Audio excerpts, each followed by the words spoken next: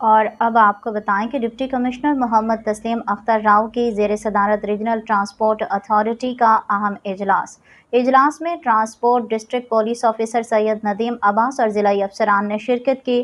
اجلاس میں گاڑیوں کی چھتوں پر مسافروں اور اسٹوڈنٹس کے بیٹھنے پر پابندی یقینی بنانے کے لیے لائحہ عمل طے کیا گیا۔ اس موقع پر بسوں کی چھتوں پر مسافروں کی پابندی بارے آگاہی دینے کا فیصلہ بھی کیا گیا۔ ڈپٹی کمشنر تسلیم اختر راؤ کا کہنا ہے کہ علاقائی اور مقامی تقریبات کے دوران بھی بسوں کی چھتوں پر مسافر نہیں ہونے چاہیے۔ متعلقہ افسران کی زیر نگرانی مختلف سکواڈز تشکیل دے کر سخت نگرانی کی جائے۔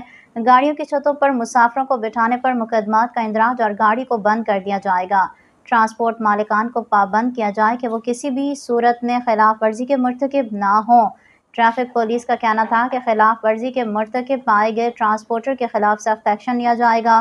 ڈی پی او سید ندیم عباس کا کہنا ہے کہ اوور لوڈنگ خطرناک حادثات کا سبب بنتی ہے۔